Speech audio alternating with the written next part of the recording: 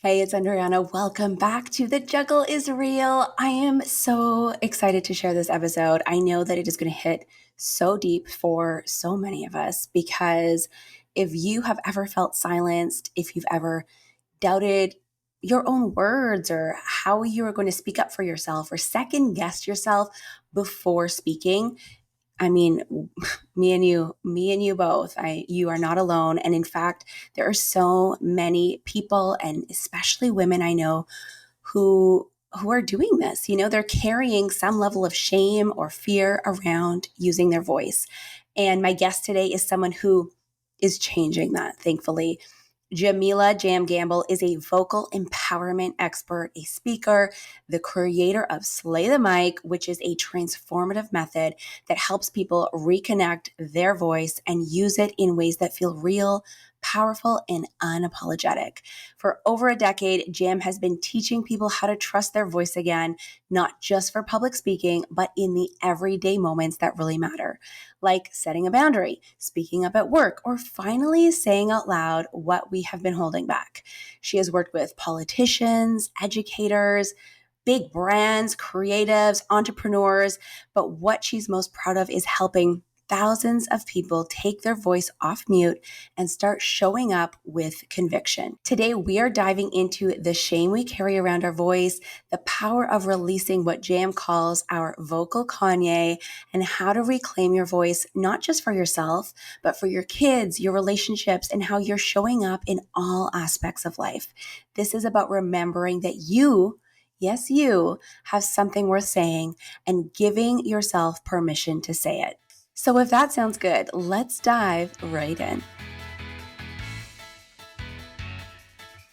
This is the Juggle is Real podcast. I hope you feel seen, that you realize your worth, lighten your load, and prioritize your own needs. As we hear from leading experts and well-known faces in the wellness, entrepreneurship, education, and motherhood space, I hope you gain insights, proven practices, and learn actionable tools to help you enjoy the juggle of work, family, and everything in between with a little less stress and a lot more ease, joy, and fun. Most of all, I hope you find what you need to simplify, streamline, and supercharge your own journey of better balance and self-love. Are you with me? Let's get started. This episode of The Juggle is Real is supported by HomeSense. Okay, so if you are anything like me, you love the transition at this time of year, right? We've got cozy sweaters.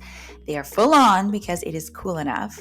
We've got holiday playlists starting to sneak in. And then, of course, maybe a tiny bit of like, holy, how is the holiday season already upon us? But the good news is that going from fall to festive does not have to feel like a full-scale production.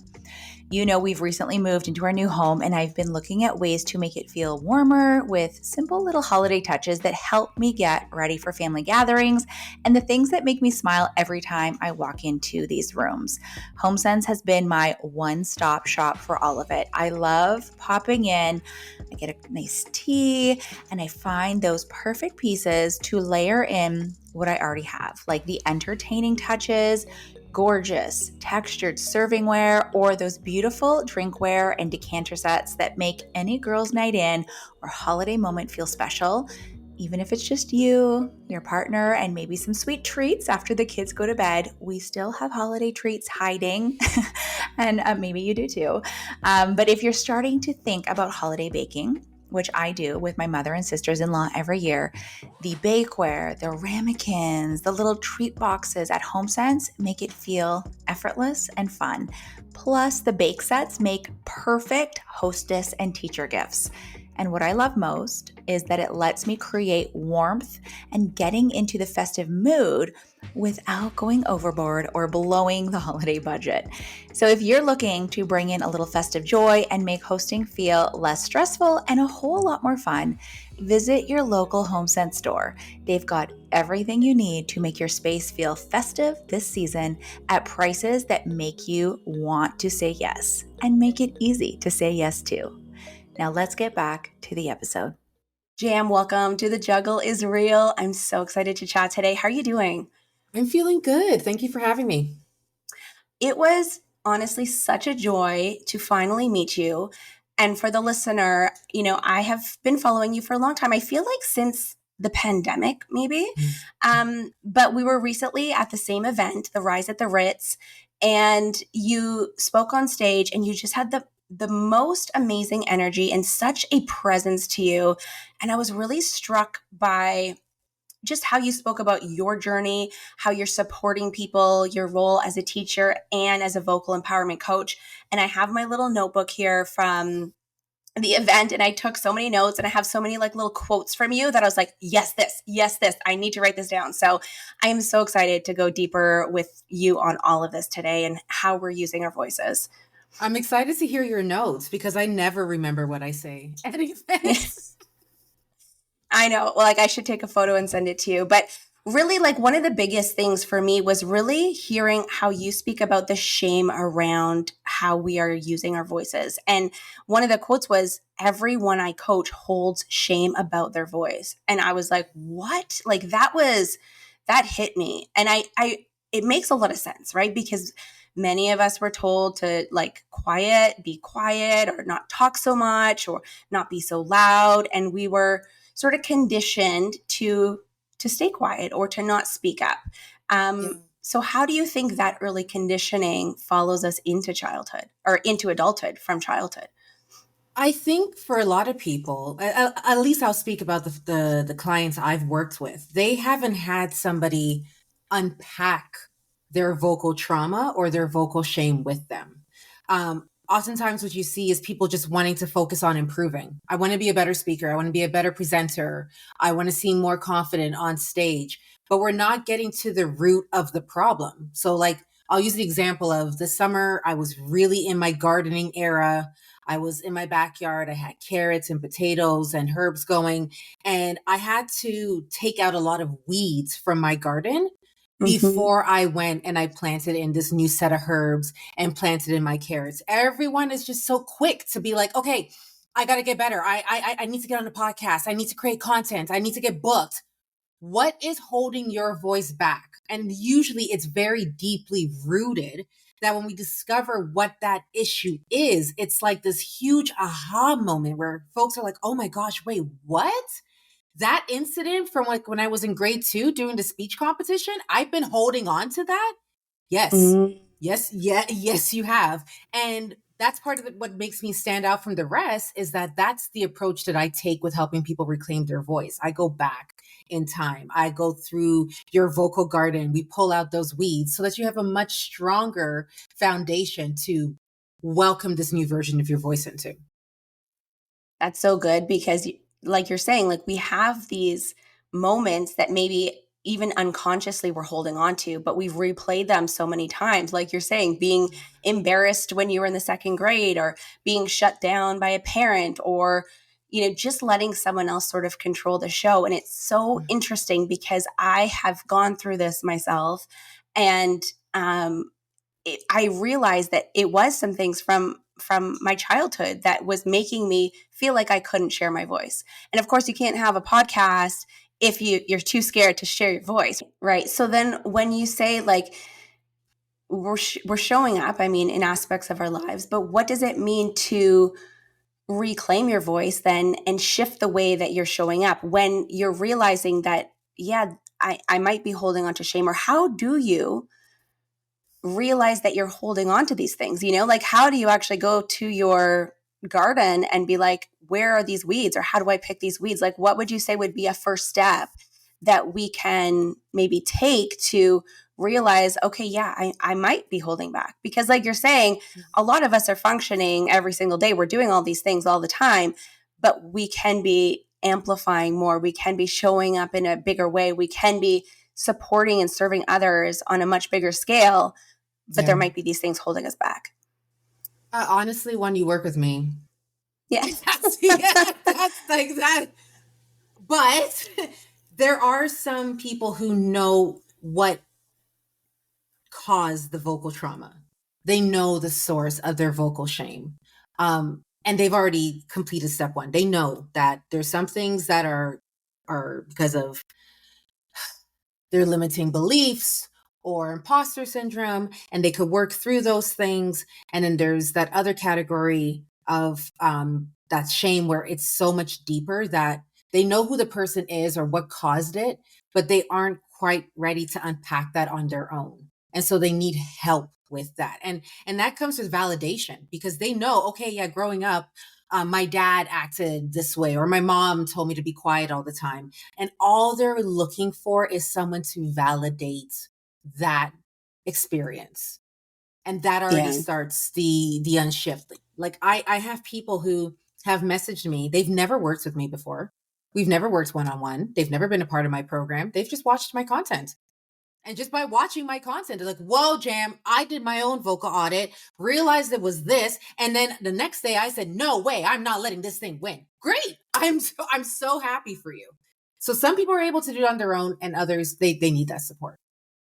Where do you see that shame showing up most often when it for women, for moms? Like, are there common ones that you see again and again, or is it everyone is different? Everyone is different, including men, including men. So the men that I have coached, I remember I had this one client who I felt like he almost wanted me to sign an NDA. Like he didn't want Hmm. anybody knowing that we were working together because he saw how I shared client wins online, and he was like, like I don't want that. And I was like, all right, cool. Like we don't have to acknowledge or announce that we're working together. I've had people who have deep shame from their childhood that they've been carrying, and over time they keep replaying that story, um, those remarks, and at some point it starts to sound like them when they are not the originator of that thought. Hmm. For some people, it's currently the relationship dynamics they're in.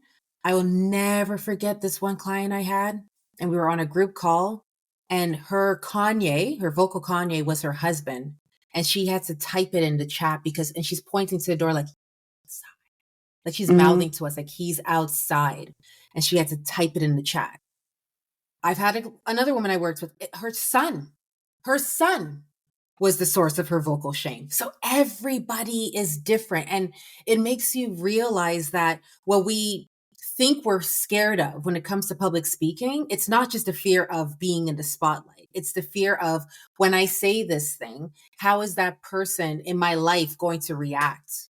What's their feedback, their criticism going to be? Am I going to be reprimanded? Like, what are the consequences? We're worrying about the consequences. Like, what's the worst case scenario versus like, what's the best thing that's going to happen when I use my voice to say, this is what happened to me. That's what that person said. This is how it's impacting me. And I'm ready to reclaim my voice. One of the most powerful things that you said at the event was that when we realize what our vocal Kanye is, then we can Mhm. begin to release it. So, Oh, talk to me about this because that is a very striking phrase, like your vocal Kanye, right? So, and I yeah. mean, you're using it to describe our vocal limitations or that voice of Yes. doubt or criticism. So, explain what this means, first of all, and Mhm. share why naming it and like actually putting a finger on it, being like, it's my husband's voice, or it's my Yeah. son, or it's something that happened in my childhood, or whatever. Why is this so powerful? Talk to us about the vocal Kanye. One, I'm so glad you understand the concept because I've had people who are like, "Don't you think you should change the name?" Kanye. I'm like, do you understand? Let me bring, let me take it from the top. Let's go back to the MTV Awards. Taylor Swift is receiving her award. Kanye West interrupts. We don't remember for the life of us what Taylor Swift said after that Kanye moment, but we all remember verbatim what Kanye West said. So for Yeah. a lot of us, if we were using our voice at work, we were using our voice in our relationship, we're using our voice online, we don't even remember like the specifics around the moment. Like, oh, I was in the middle of a keynote. This is the point I was making. We just remembered how we were interrupted. We remember the feedback we received. We remembered how somebody shut us down. We remembered how somebody humiliated us, and we hold on to that. It now starts to live in our vocal region rent free, just here hanging out with us. So when we acknowledge who our vocal Kanye is, and I said this at the event, in the words of my favorite boy band, Milli Vanilli, whatever you do, don't put that blame on you, blame it on the rain. We have been blaming ourselves for so long. I can't Mm-hmm. say this because I'm too shy. I can't take this moment because I have an accent. I'm not the person for this. There's other confident people. There are better speakers. Who made you think that? Who said that comment to you that's been replaying in your head? And when we work together, we go through, we write down this list of all the self-deprecating thoughts that we have. I'm this, I'm that, I'm da da da da da da da. And then I ask people to go through that list and ask yourself, who said that? Did you say that about yourself, or did somebody else say that? And Mm-hmm. write their name down. In the words of Destiny's Child, say their name, say their name. We are no longer protecting the people who cause us harm. Did your dad say that? Did your partner say that? Did your best friend say that? One of my clients from years ago, her Kanye was her father. So she struggled to use her voice at work in a corporate setting, and she felt that she was always walking on eggshells. So I asked her, tell me about your childhood. And she got super defensive. She's like, what does my childhood have to do with my voice? I'm like, everything. Like, that's where we learn to, it's where we learn to communicate. Like, mama, Yeah. dada, like that's who teaches us how to speak. But we also learn how to express ourselves, how to have like challenging dialogue, how to engage in conflicts and pushback and all that kind of stuff. So she's like, well, since you want to know, growing up, my dad was bipolar. And on one day, I could talk to him and we laugh and we connect. And then the next day, I try to pick up that conversation and he get really aggressive. So I never knew what version of him I was getting. And it constantly felt like I was walking on eggshells. The connection was her dad. Wow. Yeah. So when she goes to work and she's sitting amongst all these authority figures, she sees them as her dad. Her dad was an authority figure. And now these people at work sitting at the table are also authority figures. And she feels like she's walking on eggshells. As soon as we discovered that her vocal roadblock and her vocal Kanye was her dad, you could just see it on her face like, oh my God. Stop blaming yourself. There's another source. Yeah. Wow. That is powerful. I'm just curious, for the listener, Mm-hmm. you're saying like we can write down whatever those self-deprecating thoughts are, or if we have those, what we feel are our limitations, tying it back to perhaps things that might have been said to us or replaying those moments. How can we recognize when it's our vocal Kanye that's doing the talking, and then when it's our real and our true voice that is actually Mm, speaking and coming through? I'm so glad you asked that, because that require, like, in order for you to do that, it requires you to have self-talk. So when those thoughts pop up, it's like, wait a second, is this me? Is this is this someone else? And then diving deeper. So for example, like I have a benign heart condition.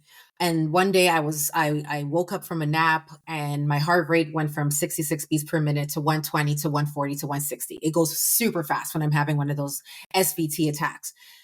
In the beginning, when I was having my SVT attacks, I'm like, oh my gosh, why am I so anxious? I'm having an anxiety attack. Oh my God, it's a panic attack. I need to calm myself down. It took me years to reach a point when I'm having an SVT attack to go, is it this? No. Is it that? And it's like my gut, almost like my Jiminy Cricket, is like, that's what it is.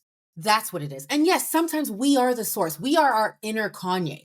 I tell people that we have three versions of a Kanye. We have our past Kanye, we have our present Kanye, and we have our inner Kanye. And our inner Kanye is our inner voice.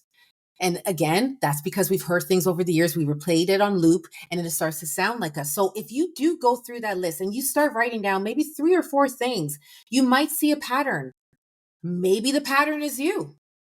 Mm. Maybe all these things are coming from you and you're telling yourself this because you're comparing yourself to somebody else. You're comparing your vocal journey to somebody else's vocal journey.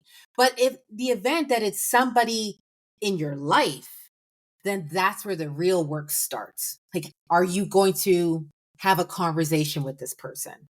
Are you going to bring it to their attention that this is something that they repeatedly do and it bothers you? And every time you share something, this is their response and you don't appreciate that. Like, that's how you reclaim your voice, by challenging the person or the situation after. It's like, I don't like it when you do this. This is how it impacts me. But it's not something as easy, as, oh, I wrote the list, I acknowledged it, boom. All right. If only it were Everything's that okay. easy. If only it were that easy. Yeah. So then what would be some ways? I mean, of course, if it is a person in our lives and we feel safe that we can confront the person to, literally, hit the nail on the head and be like, you said this about me and this has affected me and no more, right? Like that is Yeah. so powerful. We And don't so always scary at the have that same ability. time. So Right. scary, so scary. Is there a way that we can start to release that voice of doubt or criticism if we can't confront the person? Maybe they've passed Yes. on, maybe they're no longer in our lives, maybe it is our own inner Kanye that's doing the talking that we have now created. How can we Yes. start to release that doubt, that criticism? Another good question. This, like, we have to remember that our safety comes first.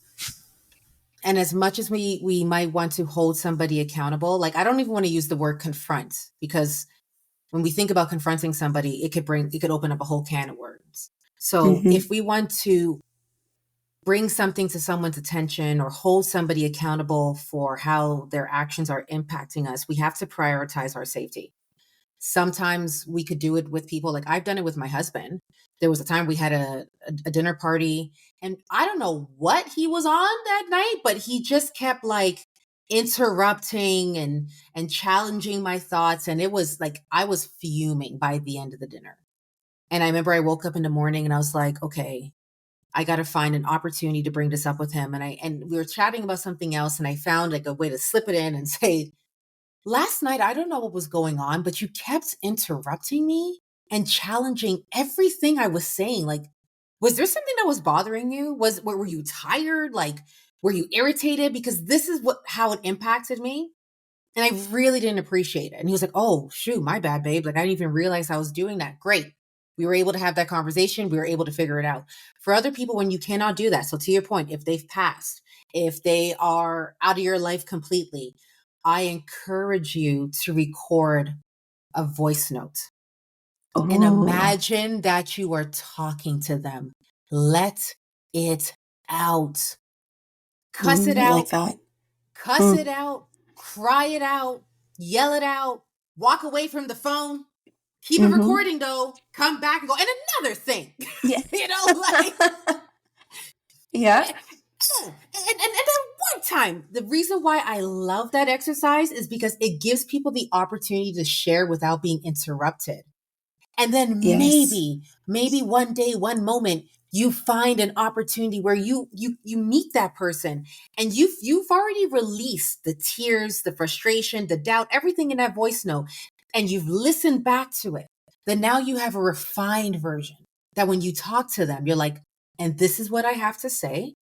And you could set some parameters and say, and you are welcome to speak after I am done sharing what I need to say. Ooh. But recording that voice note is almost like recording your own personal podcast. It's therapeutic. It's cathartic. I do it all the time on my Instagram stories. Yeah.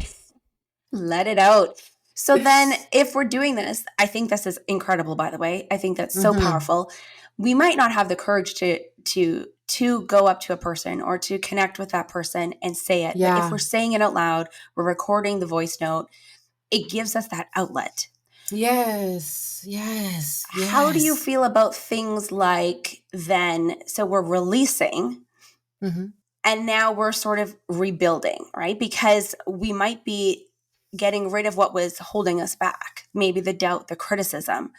But Yes. how does then releasing that reclaim your voice and help you shift into the way you want to show up in relationships, Mm-hmm. in motherhood, as a leader, in your career, in your friendships, like every aspect of your life? Like we're talking about using your voice, in a professional setting a lot, but so much of this could be like, saying something to your Oh, mother-in-law, saying yes. something to your spouse, saying something to that friend that always has a negative thing to say. So talk Mm-hmm. to me about this part, like the Mm. reclaiming of the voice. Yeah. So after you've released, whether you've released it in a voice note or you released it to the person, I want you to imagine like you are renovating your home. So you have purged, you've realized where some beams need to be changed, some pieces no longer really belong in your home, and now you're redecorating, you're sprucing up the space. And so this is like you building your vocal confidence. And it's like actively seeking moments in your life where I love to use the example of going to a restaurant and you order a steak and you say, I want my steak to be a medium. And they send you a medium well. What are you going to do in that moment? Are you going to just eat that medium well steak, knowing that you specifically requested a medium and you like your steak medium? A lot of people are just like, oh, and they eat it anyway. No, you send that back.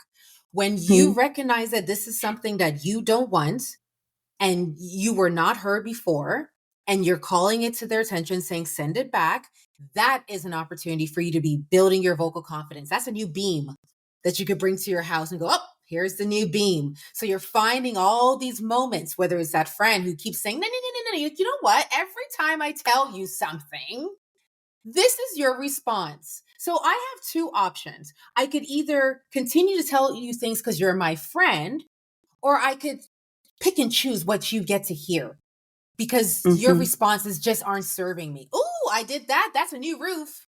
That's a Yes, new that's a roof. that's a big one. That's a big one. That's a new roof. So it's just it's like creating these vocal challenges and exercises that help you bring these new pieces into your vocal territory. And you're like, wow, I'm looking at this new, stronger version of my voice. Let us keep in mind that this is a work in progress. This is not a 2-week thing. This is not something that you just accomplish like that. It is a work in progress. And it's actually fun to take your time reclaiming your voice. So good. One thing I want to ask though is, okay, so yeah, we're building the roof, we're bringing in the beams, but can you give us some examples of like this foundational work of like what are some of the little everyday things that like we might be overlooking, or maybe we don't have to start with the roof or something huge, or Yes. like we're not going straight to the TEDx talk. Like what are some of these little ways? You said like, yeah, if you order something and they screw up your order, just in a kind way, just let them know this is what I actually ordered. That's a great Mm-hmm. example because so many of us are too afraid to even let someone know that, oh, or your coffee order at Starbucks or whatever it is. What are some other examples of small things that we can be doing to reclaim our Yes. voice in those like daily moments?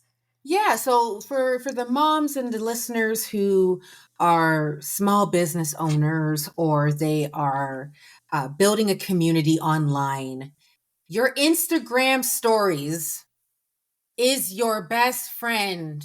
Stop treating it like an enemy. Okay? Mhm. You could go talk for 5 seconds. You could talk for 10 seconds. It lasts for 24 hours. If you want to delete it, you could delete it. But that is a great place because it's your corner of the internet. It's your rules, your terms. You pick and choose what you decide. It's not like I'm coming and saying, and today you're going to talk about goldfish and why goldfish is the best snack for toddlers on the go. No, like you pick and choose what you want to talk about. You pick up your phone and you talk. And yeah, it might feel awkward. And yeah, you might go, oh my God, I hate the sound of my voice. But maybe like 3 weeks, if you stick to it, you start to love the sound of your voice. How the hell do we love the sound of other people's voices, but not our own? Make it make sense, Jesus. Make it make sense. Okay. So that's one thing we could do. And then the second thing we could do is going to sound like you're going to be surprised by this example. If you have a voicemail on your phone, which all of us do, if you have one of those automated responses, take it Mm, down. yeah. Take it down and record your own voice. Okay. Find opportunities to listen back to yourself. You're sending someone a voice note instead of responding in text. Hey, so and so, blah, blah, blah, blah, blah, blah, blah. And then you listen back to it. I love listening to my Instagram stories. I love laughing at myself. The amount of times my husband's like in another room and he's like, what are you dying over? I'm like, me. I'm so funny. Because if I don't love the sound of my voice, who will? Right. Who will? So these are all things that cost you nothing. No subscription, no mega investment. Nobody is here to create. Of course, there's going to be people who criticize you or critique you offline. Those are not your people. If you really want to reclaim your voice, you are going to commit to doing these small, easy tasks that's going to help you build your vocal confidence. You said at the event, I was put on this earth to share. And I just thought that was so good. You also said that many of us were made to feel that using our voice is a problem. So I want you to speak to the person who's listening, who is thinking right now, okay, this is great and all, Jam, you're awesome. And you were like made for this and you are incredible. But I don't even know if my voice is worth using. I don't even know if I have anything to say. And like, I don't ever want to get up on a stage. I don't want to do anything crazy. But what would you say to them about their voice Mm-hmm. and how they can start using it? Okay, you already prompted them, so I hope they're leaning in closer and holding their hands on their headphones to like absorb this. Yes, the big moments in our life are not always on a stage or with a microphone in our hand or in front of a camera. But the example I'm going to share did take place on a stage. So I hosted an event about 5 or 6 years ago. I asked one of my colleagues who I used to teach with, who it was public knowledge that she had left her marriage. Her husband was also a teacher that many of us knew. It was an abusive relationship and she was starting over. She's sharing on the stage. She's never spoken publicly. She's never had a microphone in her hand. She's never like done anything where she could be vulnerable in a room full of strangers. And she's sitting next to me and she is trembling. Like the microphone's going, there's tears streaming down her face. I'm holding her other hand. She's gasping for air as she's talking because it was so hard for her just to like take time to talk about what she navigated and being on the other side. And when the talk was done, she's like, "Oh my God, Cham, like I cried so much. Do you think anybody understood what I said? Do you think anybody was like moved?" And I go, "Even if you moved one person, Mm-hmm. you had an impact on the room." So the following year, I have the event again. A person I went to high school with said, "Is that woman from last year going to be at the event?" And I said, "Yeah, she is." And she's like, "Okay, I really I want to speak to her." I'm like, "Okay, well, I'll make sure that you two are sitting at the same table." She goes, "No, I want to address her from the stage." I was like, Wow. uh, okay, tell me what you're going to say first before you do it." So she told me what she was going to say. I approved it. She came on the stage and she's like, "Listen, last year I was at Healed Hearts, Empowered Voices. I sat right there at that table and I watched you share your story and what you went through. And I knew it was so hard for you. I saw the tears streaming down your face. I know what that felt like. What you didn't realize was while you were on that stage crying, I was crying at my table and my mom was holding my hand because your story was my story. Oh, I've been in an abusive relationship for 6 years. My daughter is 2. I didn't know if I could get out of this. I didn't know like what people would think if I decided to pick up and leave. And then you talked about how you picked up and leave. And because you shared your story, you gave me the confidence to leave 3 months later. So I just have to say thank you. And the room just went boom. She's not a motivational speaker. That friend of mine, she's not a motivational speaker. She's not a best-selling author. She's not a highly sought out speaker. She's a human, just like the rest of us. She's a mom. She's a mm-hmm. professional. She's a woman. She's all these things. And she found the courage to speak her truth. And she didn't know if it was going to help somebody. She saved that woman's life. She would not have left if she didn't hear it from somebody else. So for those of you who are listening right now going, "I don't know if I can. I don't know if it's worth it." It is worth it. It's worth it for you. It's worth it for your life. It's worth it for your children. It's worth it for your legacy. It's worth it for your future. Whatever it is that you are sitting on, that idea. I don't care if you think it's small. It's an idea. We're not looking at big, medium, or small. It's an idea. If you're excited by it, you speak it out into existence. If there's something that is bothering you, talk it out. If you have an opinion, share it. You don't have to have a blue check, 10,000 followers, or any of that to be worthy of being heard. You have to be a human who believes in what they have to say.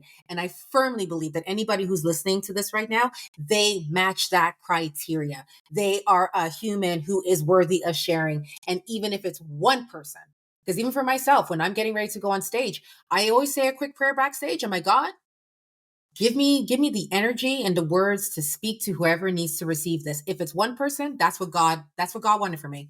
It was one person. Mm-hmm. The check's already in the bag. It's all right. It's already been deposited, right? But even if it's one person, I am at peace. Give yourself the opportunity to see your voice shine.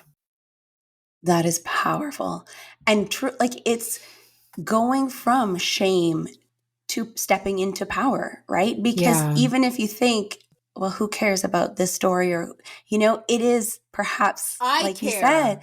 the I seed. care. Yes. Yes. Well, one of the things that you said is that one of your gifts is really seeing people for who they really are. And I want to Hmm. talk a little bit about your teaching, but before I do, Yes. I want to talk about seeing people for who they really are. I want to talk about how that gift that you have, that ability for you to shape your coaching and the way you empower others in using their voice. Like, what happens like when you're working with someone and they are starting to see themselves in the same way that you do? Hmm. Like, you see them for who they really are. Like, what is that? Like, is it like a light switch? Like, you've uncovered something. Like, how can we start seeing ourselves in the way that someone like you would see us, or Hmm. in the way that, like, someone who would see us in our highest light? So oftentimes it is a coach, or it is, say, like a really important, a mother figure, or an important figure in our lives. Like, what can be that shift for someone when they start to see themselves in the way that you see us, Jam? Oof. That's a big question. That's um I I don't even know how to start answering that. Like, I think it starts with that I believe that every voice matters. That's the first thing, right? And I believe that everybody deserves to be heard. Except if you're saying something negative, then please put yourself on mute. But for everybody else, I truly believe that everybody deserves the opportunity to see the impact their voice can have. And I already have that vision. Like, we're working towards that. I kind of feel like I become like a Chris Jenner when I'm working with like some of my clients, and you see them getting into that rhythm, and I'm like, you're doing great, sweetheart. Yes. Yeah. Like yes. Yes. And I'm just like, they're almost there. They're almost there. And I can't put it in words. It's just like it's a physical reaction where I'm like, and they have arrived. I just know that they have arrived. Their destination is different than somebody else's destination. Everybody has different stops. And we know we know what they're working towards. And it's just like you hear it. Maybe their tone's different. Maybe they're smiling when they're talking. They're having fun with this. And you're like, you've arrived. And it's just delicious. Like, it's just delicious to be able to see people unlock and just that light show up in their face, that like, oh my gosh, I'm hearing myself. It's like someone putting on hearing aids for the first time, and then the whole world comes to life and they're like, oh my gosh, is that me? And it's like, yeah, yeah, it's you. I don't That's even know if I so answered cool. that question properly, but like, it's hard to explain. It's just a feeling that you know that this is their voice. How cool is it to have someone like that in your corner, though? To know that, like, you've got someone there, like, cheering you on and holding that space for Hmm. you. In Hmm. another aspect of your life, you do this in such an incredible way. And it truly had me in tears, because there are aspects of what you were sharing that I could see from my life as a mom, and, with my boys. And you work Yes. with children whose voices aren't always heard or understood. Hmm. How do we, as parents, as a society, how do we get better at listening to all kinds of voices? Talk to us Oh about your yeah. work as a teacher, and how we can do this. So I retired from teaching last year. Did it for 15 years, but I've been working with children and adolescents and adults who communicate differently since I was 14. The word that comes to mind from that question is patience. And I've had Mm. time to develop my patience. I've been developing it since I was 14, when I was impatient, when I was ignorant, when I didn't know like other means to communicate with one of my campers or one of my students who have autism or has a speech delay. I, Super impatient. Like, why aren't they talking? So I've had way more time than the average person to develop this. And if it wasn't for the children and the adults I've worked with, I wouldn't be the coach I am today, because I see voices differently. And I feel like for children who are working through their communication skills right now, And maybe there's some challenges and maybe there's some roadblocks. I feel like everyone has a different combination, and we have to enter in that combination in order to like unlock that version of their voice. Um, Especially in working with children who are nonverbal and reading their body language, I've been able to like apply that to adults. I've been able to apply that to other students who are verbal, and maybe they're saying I'm fine, but I'm paying attention to other physical cues that tells me that they aren't fine. Um, I've worked a lot with parents who have children who are on the spectrum, and they're like, oh, my child really struggles to communicate right now. And I'm like, there are 10-year-olds who are not on the spectrum who struggle to communicate. There are 25-year-olds who still need their parents to communicate for them. Like, Mm-hmm. everybody has their different troubles or challenges, but how patient are we? How creative are we willing to get through to them? Instead of like treating it like, oh my gosh, this is a problem, I see it as a challenge that I'm excited to solve. I see it as an obstacle course that I'm ready to activate different skills to like make my way through the maze and then get to that other side and then hear their voice. Like, it's fun for me. So for other people, I understand for parents, it's not fun for them. A parent, like, they want nothing more than to hear their child say, I love you, Mm-hmm. or say that they need something. I encourage you to keep the faith. I encourage you to be patient. I encourage you to be mindful of the language that you use when describing your child and saying, oh, my child struggles to communicate versus my child's working on developing their communication skills.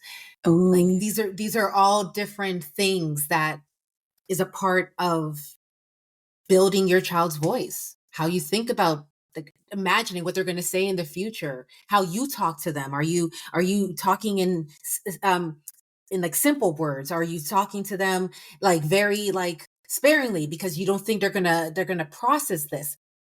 I imagine that every child I've ever worked with, especially if they are non-speaking, that even though their mouths are not expressing themselves back to me, their brains and their hearts are receiving every word.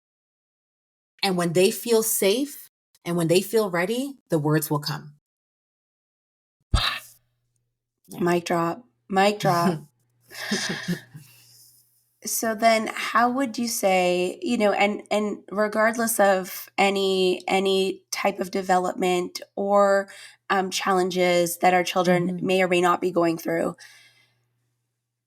because even the most communicative child might have a vocal Kanye come into their 1,000%. life, right? So how would you say we can raise our kids to feel free to use their voice instead of maybe feeling like they're silenced or shamed, the way so many of us were? Like, we know we've all been through these things, and a lot of them stem from childhood. And as parents who love our kids so much, who only want to see the best for them, how do we support them in this way, knowing that Yes, yes. social media or comparing ourselves to others or people who are maybe those vocal Kanyes are coming in, and like, how can we support our Yeah. kids Ooh, in this world? another fantastic question. I am not a parent myself, but I have parented many children for the last 20 years. And I see things and hear things that parents aren't often privy to because of the amount of time I'm spending with their child during the week. When you talked about like we've gone through these things, it's making a decision to break the cycle. I'm Mm. not going to repeat that thing. And we know it because our gut tells us that was not the way to respond. That was not the way to react. So once our gut tells us that, what's the next step that we're willing to make? Are we just going to act like our child forgot it?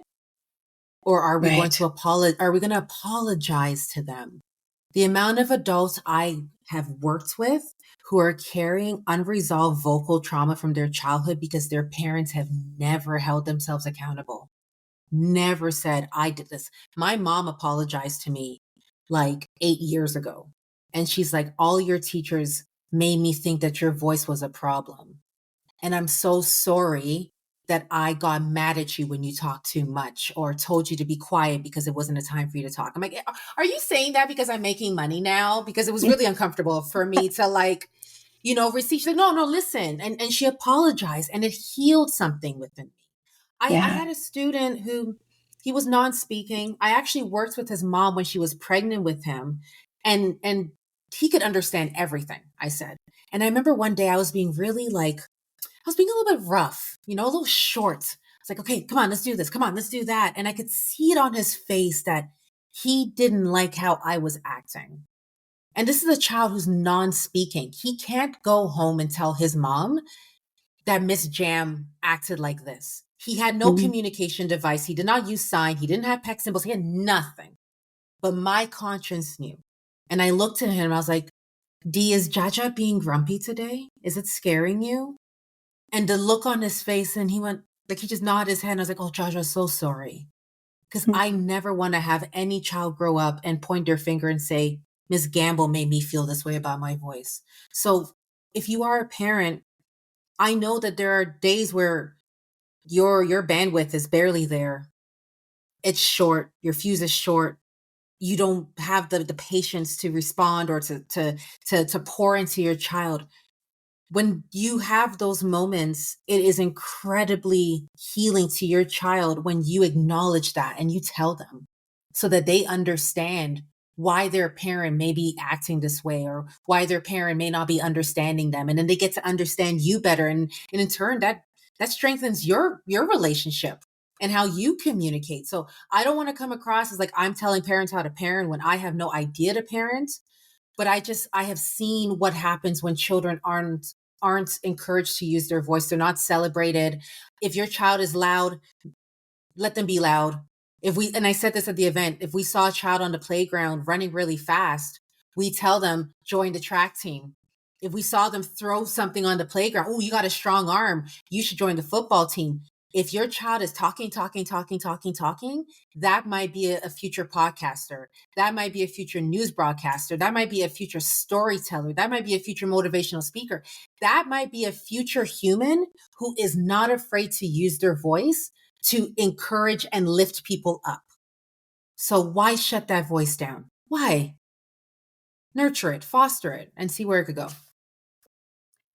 You may not be a mom, but these words are so full of wisdom. Like, it's golden. And, holding ourselves accountable. I mean, it's so true. Just getting Yeah. out the door in the morning can be just, a lesson in patience. And yeah, trying to just like rein that in a bit and realize that, yeah, we are shaping the Yeah. worlds that our little ones are living in. And I think, yeah, it's just so, so powerful. Jam, you've shared so much with us, and I think, like, I have my notes, I got my notes here, but remembering, like, just the feeling that I had when I was sitting there, tears streaming, like the energy that I felt, it really is about remembering that we all have something we're saying and giving ourselves permission to say it. So we're going to be closing out here soon, but as we do, like, what is one message that you want everyone to hear, no matter who they are, no matter what they do in this world? Like, what is something that you want us to take with us when we leave this call? Uh, One, this has been an incredible interview. You are a very good interviewer. So thank you for these great questions. Oh, thank you. Um, Two, I want to say sorry to everyone who is carrying vocal shame and hasn't had the opportunity to have somebody hold themselves accountable. Like, I'm sorry that somebody made your voice feel small. I'm sorry that somebody made you feel that your thoughts were insignificant. You are significant. Your voice matters. The world needs to hear you. Your child needs to hear you. Your girlfriends need to hear you. Your colleagues need to hear you. Most importantly, you need to hear yourself. Give yourself the gift of hearing yourself. And the third thing I will say is one of my favorite affirmations for my Slay the Mic affirmation deck is, today I'll say something that my future self will thank me for. So Mm. what can you say today? For that woman I talked about, she was able to say to herself, I no longer want to endure this abuse. I deserve better. And she left. And 3 months later, she was able to thank herself and go, oh my God, I'm so glad we made that declaration. I'm so glad that I said in 2016, I want to start a program to help people with their voice. Look at where I am now. What can you say today that your future self will be like, oh, so glad. And again, by your future self, that's a week from now, that's a month from now, that's a year from now that you can look back and go, I am so glad I said this thing out loud. Do it. You can't just be admiring everybody else and not admiring your voice. I love my voice. There are speakers out there who I love, but I love my voice too. So let's have that same energy about ourselves the way that we have for others. Oh, we love your voice too, Jam. Thank you so much for being here. Where can we find you? Where can we connect with you? I know you have a new program opening up in January. Yes. Tell us about all of this. Yeah, so you can find me on Instagram. I don't do TikTok. Sorry. I am Jam Gamble is my Instagram. My website is iamjamgamble.com. And in January, after being burnt out, after dealing with my own internal vocal Kanye's, I am bringing back the Slay the Mic program, Slay the Mic 2.0, and we're kicking things off in January with your vocal turning point. And I am just so, so excited to be welcoming whoever comes in to help them transform their voice, and to feel excited to say all the damn things, not just some of the things, all of the things. So good. We will have the Thank you. links, so check out the notes. All the links are in there. Jam, I love you. This has been so great. Thank you so much for sharing your voice with us today. Thank you for having me. I loved it. I am here, like I've got like goosebumps. So many parts of this conversation with Jam have just left me feeling like we all have things that need to be said. And it's so interesting because after I hit the stop button on the record, after chatting with Jam, just thanking her for being with us to have this conversation, she was like, thank you for having me, thank you for inviting me, and you did a great job in putting these questions together. Like, I've never heard these questions, and thank you for asking them.